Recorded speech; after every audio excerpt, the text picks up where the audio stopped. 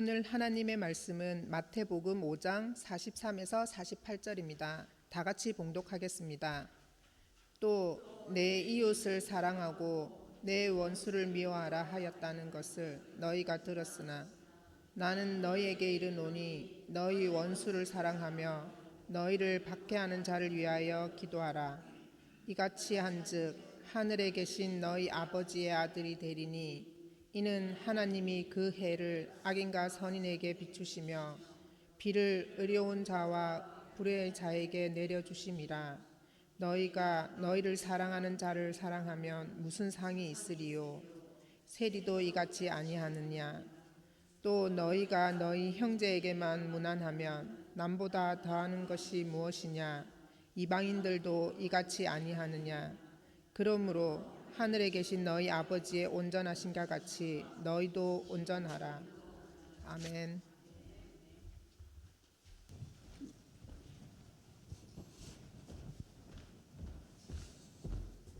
할렐루야.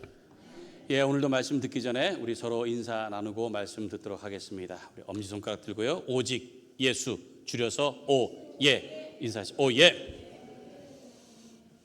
오예. 오직 예수님밖에 없습니다. 예, 나를 구원하실 분은 오직 예수 그리스도 한 분밖에 없는 줄로 믿습니다. 예, 올해 표어 우리 같이 합니다. 시작. 여호와의 사랑을 입은 자는 그 곁에 안전히 살리로다. 신명기 33장 12절 말씀. 할렐루야. 지난주에 그 프랑스의 루브르 박물관이 털린 그 도난 사건이 있었습니다.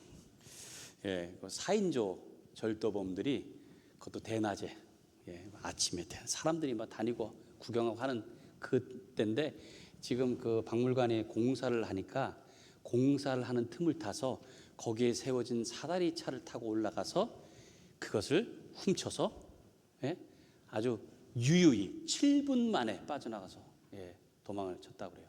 근데 그 훔쳐간 물건들이 나폴레옹 왕이 그 부인한테 줬던 그런 물건들을 포함해 가지고 이 8개인가 뭐 그렇게 없어졌다고 하는데 그게요 다이아가 막 수백 개가 박혀 있는 막 그런 것들.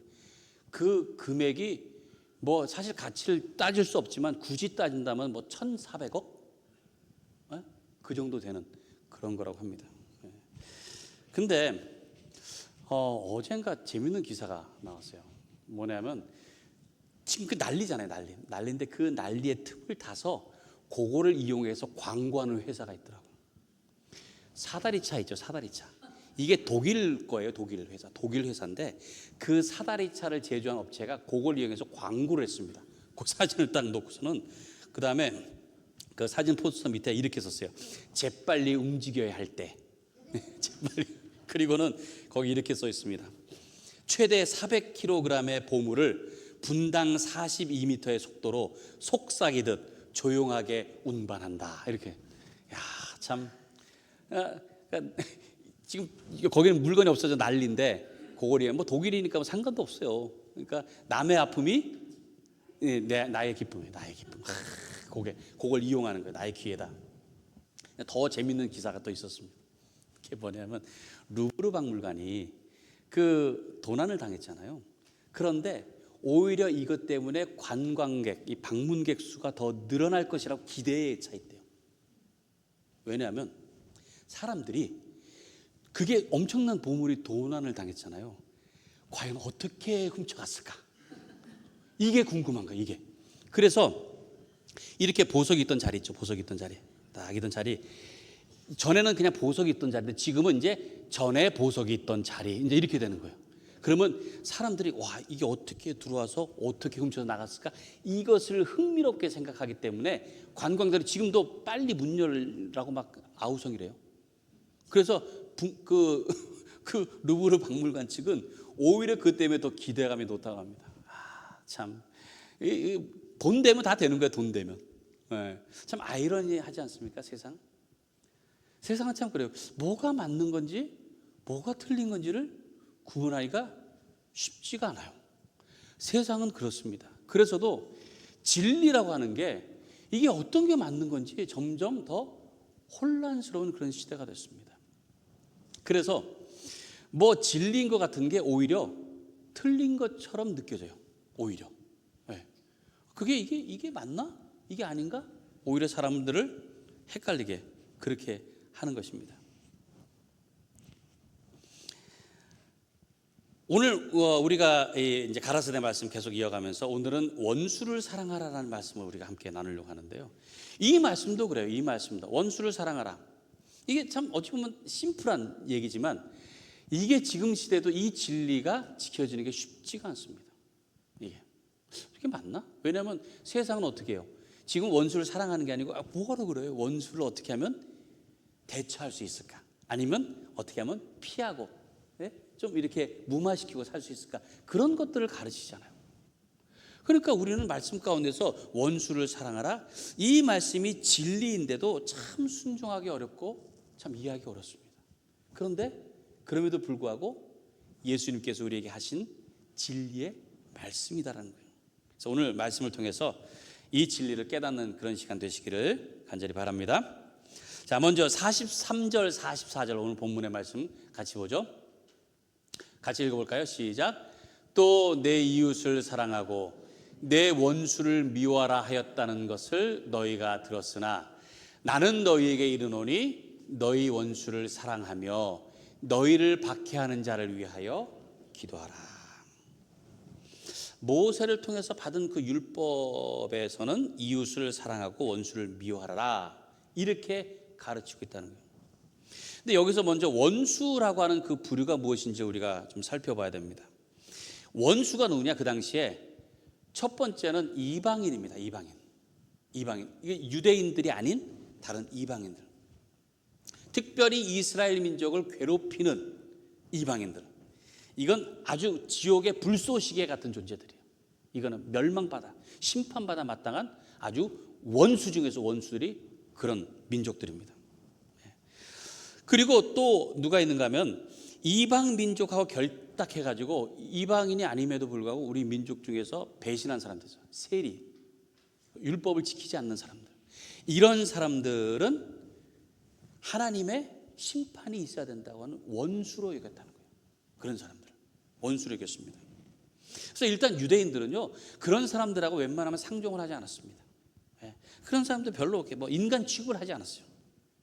원수라고 딱 정해놓고요 그들을 미워하고 그들을 파괴하는 것, 이것이 하나님의 뜻이다라고 그렇게 생각을 했습니다. 그래서 원수를 미워하는 것이 마땅하다라고 가르치고 있었어요. 지금 그 이스라엘의 분쟁 있잖아요. 이스라엘. 그것도 같은 선상이에요. 같은 선상. 유태인들의 입장에서 볼 때는 그들은 자신들을 괴롭히고 하나님의 뜻을 방해하는 원수라고 하는 그것이 밑바탕에 깔려 있는 거예요. 그러다 보니까 계속 전쟁이 끊어지지 않습니다.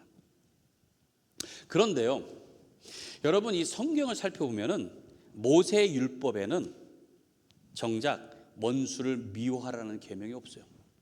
성경에는 원수를 미워하라는 말씀이 없습니다. 오히려 그 율법에 대해서 쭉 얘기하는 데를 보면은요, 그 레위기 19장에도 보면은 이웃을 내 자신과 같이 사랑하라는 말씀과 함께 원수 갚지 말라고 말씀되어 있어요. 오히려 하나님께서 이렇게 말씀하세요. 보세요. 자, 레위기 19장 17절 18절에 너는 내 형제를 마음으로 미워하지 말며 내 이웃을 반드시 견책하라. 그러면 내가 그에 대하여 죄를 담당하지 아니하리라. 원수를 갚지 말며 동포를 원망하지 말며 내 이웃 사랑하기를 내 자신과 같이 사랑하라. 나는 여호와니라. 네? 이렇게 말씀하잖아요. 또 그 이방인 중에서도 그 유대인 사회에서 이제 이렇게 그 개종을 했다고 할까요? 들어온 사람들이 있습니다. 그런 사람들에서도 이렇게 얘기해요. 자, 레위기 19장 33절 34절입니다. 거류민 너희 땅에 거류하여 함께 있거든 너희는 그를 학대하지 말고 너희와 함께 있는 거류민을 너희 중에서 나은 자같이 여기며 자기같이 사랑하라. 너희도 애굽 땅에서 거류민이 되었었느니라. 나는 너희의 하나님 여호와이니라. 오히려 이렇게 말씀하고 있어요. 이렇게. 예? 그리고 원수 같은 사람에 대해서도 직접적으로 어떻게 말씀하시냐 보세요. 출애굽기에 보면 이렇게 말씀해요. 23장 4절 5절 내가 만일 내 원수의 길 잃은 소나 나귀를 보거든 반드시 그 사람에게 돌릴지며 내가 만일 너를 미워하는 자의 나귀가 짐을 싣고 엎드러짐을 보거든 그것을 버려두지 말고 그것을 도와 그 짐을 부릴지니라. 원수의 소나 양을 잃어버렸다 아니 자빠졌다든가 그러면 어떻게 하라고요? 아이고 고소하다 이러지 말고 가서 도와주라는 거예요. 원수의 거를 하나님께서 이렇게 말씀하셨다는 거예요. 이런 말씀이 있지 원수를 미워하라는 말씀은 없는 거예요. 그런데 워낙에 하나님의 계명은 하나님을 사랑하고 이웃을 모두를 포함합니다. 이웃을 자기 몸과 같이 다 사랑하라는 그 말씀인데 그런데 왜 율법에도 없는 원수를 미워하라고 하는 가르침이 왜 생겨났을까요? 왜? 우선은요. 이스라엘 백성들이 이제 광야를 지나서 가나안 땅에 들어가게 되잖아요. 그때 하나님께서 모세를 통해서 너희가 이제 가나안 땅에 들어가면 거기 있는 이방 민족들을 다 어떻게 하라고 그랬어요? 멸하라고 그랬어요. 왜? 그들이 너희를 말 그대로 속여서 하나님으로부터 멀리하게 하기 때문이다. 거기에 있는 사람들, 거기에 있는 문화들 모든 것들 다 없애라고 그랬어요. 멸하라고.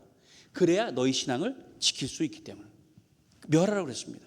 그래서 어찌 보면 그들은 가나안 땅에 들어가서 그들을 없애는 것이 그들의 사명이었습니다. 사명.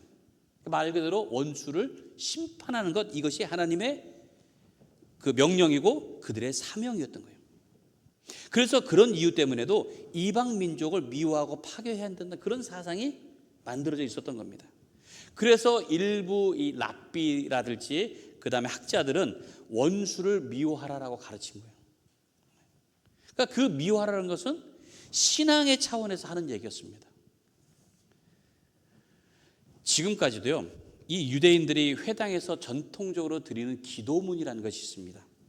쉐몬의 에스레라고 하는 축복 기도인데요. 이거를 아침, 점심, 저녁으로 매일같이 회당에서 기도를 합니다. 매일같이 지금도. 그 내용이 뭐냐면은 하나님을 찬양하고 또 감사하고 그런 어떤 그 소원을 바라는 그런 간구의 기도들이에요. 그런 기도. 그런 기도인데 이게 18개가 되어 있습니다. 그래서 이 쉐몬의 에스레라고 하는 것이 18을 의미하는 말이에요. 그러니까 18개의 기도문 이겁니다. 그걸 하는데 그 18개의 기도문 중에서 12번째 기도문이 이렇게 되어 있어요. 뭐라고 되어 있느냐 보세요. 12번째 기도문입니다. 그리고 배교자들에게는 소망이 없게 하시고 교만한 나라는 빨리 우리의 생애에 뿌리를 뽑히게 하소서. 그리고 나사렛 당원들과 이단자들을 빨리 망하게 하시고 그들을 생명책에서 지워지게 하시며 그들이 의인들과 함께 기록되게 하지 마소서. 교만한 자들은 겸손케 하시는 주님 당신을 축복합니다. 이게 12번째예요. 어찌 보면 기도가 좀 저주스러운 기도죠. 예? 여기 보면은 배교자리라고 하는 것은 그 당시에 이제 기독교인들을 얘기합니다. 기독교 개종한 사람들. 그리고 교만한 나라라고 하는 것은 자기들을 괴롭히는 로마 정부를 의미해요. 로마 정부. 그리고 거기 나사렛 당원들 이단자들 있잖아요. 다 기독교 그쪽. 그러니까 그들이 어떻게 하라고요? 빨리 뿌리가 뽑히고 망하게 해달라고. 이렇게 기도를 하는 거예요. 그들이. 근데 지금까지도 이 기도문이 있습니다. 지금까지도 조금 이제 변형이 됐지만은 이 기도문이 있는 거예요. 그러니까 예수님 당시의 랍비들도 이처럼 가르친 거예요. 원수를 미워하라. 그런데 그 말씀을 가지고 이 사람들이 그걸 어떻게 적용을 했는가 하면은 원수의 대상을 자신을 힘들게 하고 괴롭게 하는 모든 사람들을 대상으로 삼았다는 거예요. 거기서 문제가 있었다. 그냥 나를 불편하게 하면 다 그렇게 생각하고 하나님 앞에 그렇게 기도를 하는 겁니다. 그러니까 원래 그 율법의 사랑 또는 그 율법의 원리 이런 것하고 반대되는 그런 가르침이 되고 말았던 거예요. 그러니까 말 그대로 자기에게 좋은 방식으로 해석하고 적용해서 편하게 만들어버린 겁니다. 그러니까 예수님께서 그 잘못된 것을 바로 고치려고 오늘 말씀하시는 거잖아요. 예수님이 가라사대 원수를 사랑하라. 원수를 사랑하라. 자, 우리 43절 44절 다시 한번 볼까요? 오늘 본문. 또 내 이웃을 사랑하고 내 원수를 미워하라 하였다는 것을 너희가 들었으나 나는 너희에게 이르노니 너희 원수를 사랑하며 너희를 박해하는 자를 위하여 기도하라. 이게 예수님의 가르침입니다. 이게 율법의 정신이에요. 원수를 사랑하라는 그 말씀, 그 당시의 청중들도 이해하기 뭐 쉽지 않았을 거예요. 근데 사실은 지금 시대를 사는 우리도 쉽지 않아요. 이 원수를 사랑하는. 말 그대로 나를 힘들게 하고 불편하게 만드는 사람을 그냥 뭐 상관하지 않으면 되는데 그 정도가 아니라 사랑을 하라는 거예요. 그리고 위에서 기도를 하라는 거예요. 이거 쉽지 않습니다. 예수님께서 그랬잖아요. 왼뺨을 치면은 오른뺨도 돌려대라 그랬어요. 그렇죠? 그리고 또 겉옷을 달라고 하면은 속옷까지도 주라고. 네? 그리고 뭐든지 받을 거 생각하지 말고 다 꿔주라고 그랬어요. 달라고 하는 대로 다 주라고. 그게 가능하겠어요? 그게 저도 뭐 지금 사실 뭐 누가 만약에 제 왼뺨을 친다? 그럼 제가 아이고 이쪽도 이렇게 할까요? 저도 쉽지 않아요. 저도 네? 이쯤 맞으면 저도 그거 쉽지 않을 거예요. 감정적으로. 근데 예수님께서는 원수를 사랑하라고 하면서 그렇게 말씀하셨어요. 그렇게 하라.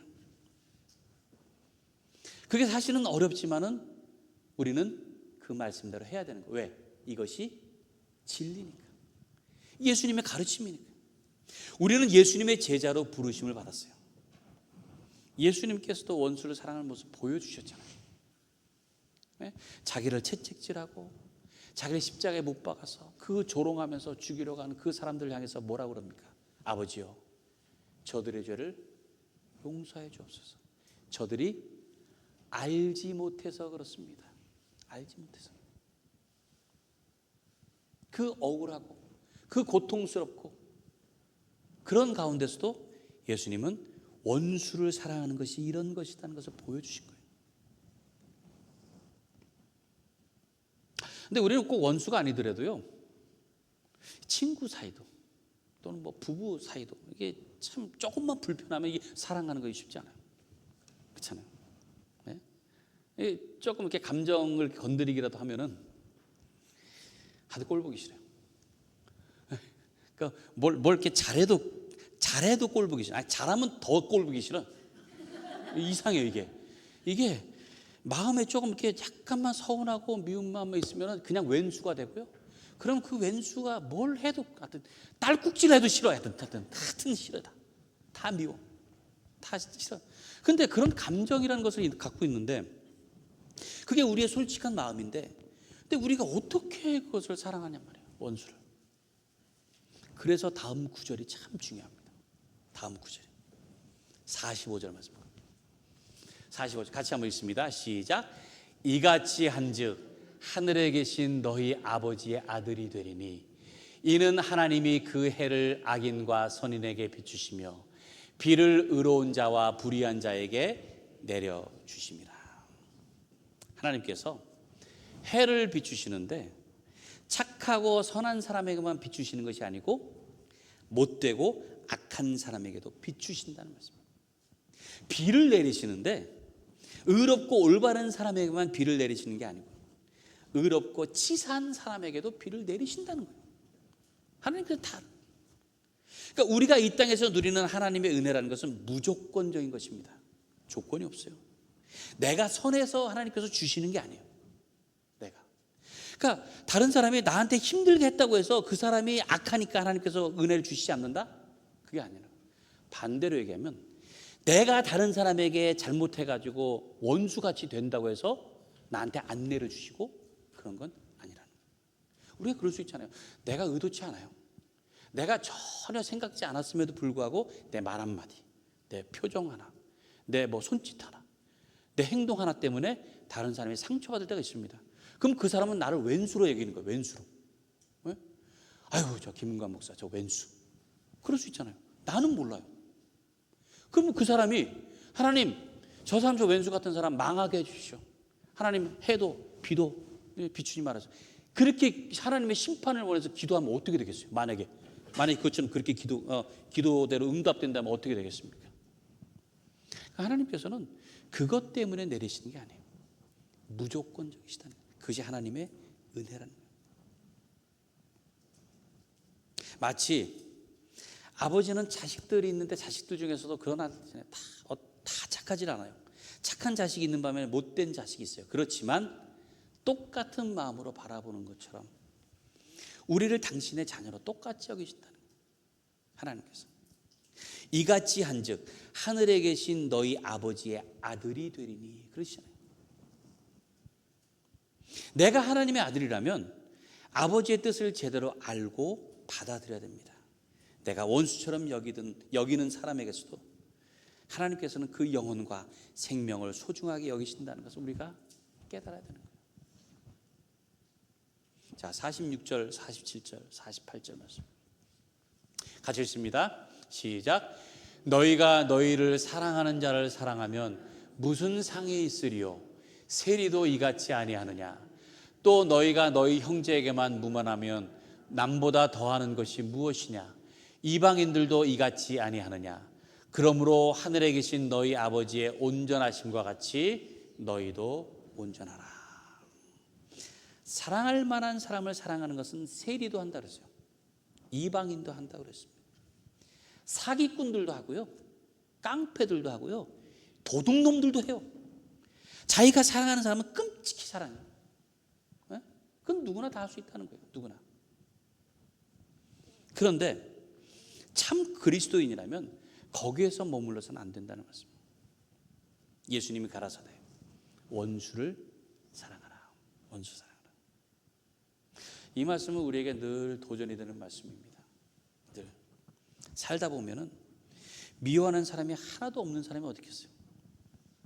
그랬대잖아요. 그 어느 교회에서 목사님이 사랑에 대한 설교를 하면서 여러분들 중에서 미워하는 사람이 아무도 없는 사람이 있으면 손 들어 보시라고. 여기도 아마 그럴 거예요. 미워하는 사람이 아무도 없는 사람이 손 들어 보니까 저 뒤에 나이가 90이 넘으신 원로 장로님이 손을 이렇게 드시더래요.